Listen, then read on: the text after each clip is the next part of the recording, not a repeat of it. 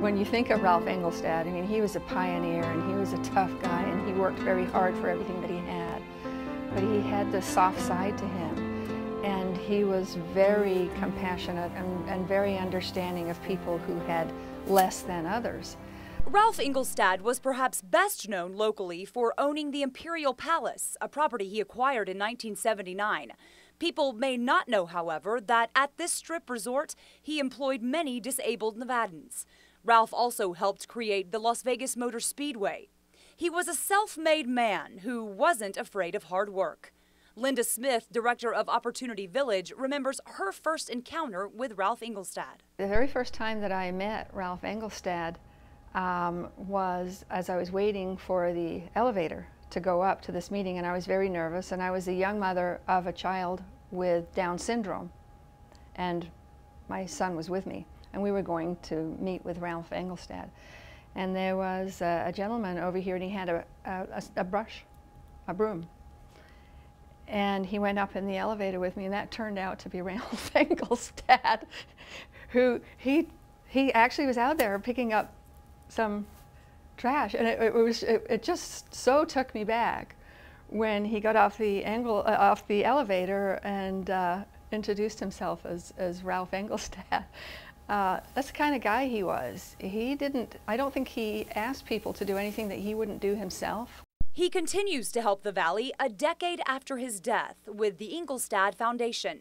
The foundation has given nearly $100 million to well-deserving organizations in Southern Nevada. UNLV President Neil Smotrisk says Ralph's spirit of giving has lived on with his wife Betty and daughter Chris. He had a very kind of under-the-radar way of working issues. So they'd be reading the paper with Chris sitting at the table with him, and they'd find a need in the community, and he'd say, well, let's step in and see if we can make a difference. And in fact, now the Engelstad Family Foundation is the funder of the largest scholarship fund in Nevada? Indeed, it was my pleasure a couple years ago to get to work with Chris, and it was clear that those sessions around the table with her father really made a difference. She wasn't interested in doing anything flashy. She wanted to do something substantive. The more than $12 million donated to UNLV is helping students like Sandy, who needed help paying tuition. These students, in return, are required to give back. Do you see it kind of as completing a circle, like the Engelstad Family Foundation is all about helping people, and then they require you to sort of give back for the help with school? So it inspires me to do the same. Now, you haven't even heard what kind of a major she is, because this will really impress you. Tell us. I'm a civil engineering major. So I hope that someday I could work on developing third world countries. Wow. So you'll use the education for even more good in the world is the hopefully. And the volunteering, it sounds like, to kind of combine the two, needy children and your education. Yes. Among other places in the Valley to benefit from the Engelstad family's generosity, the Boys and Girls Clubs of Las Vegas and the Legal Aid Center of Southern Nevada.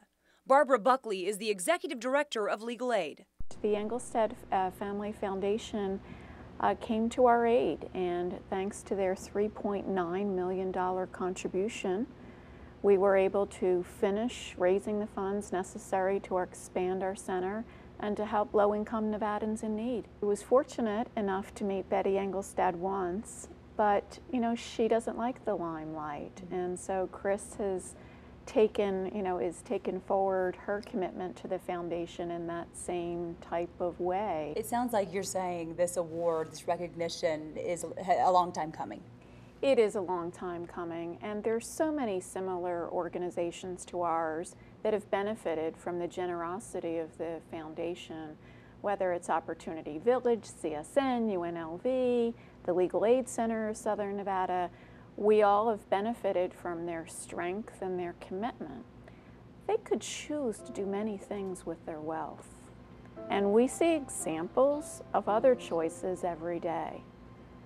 But the example they show is something this community doesn't see very often. So we're so grateful and so proud to honor them with this tribute. Everywhere you look, you see that they have touched this community in a profound way. Certainly at Opportunity Village, when you walk into our brand new, beautiful Ralph and Betty Engelstad campus on Buffalo.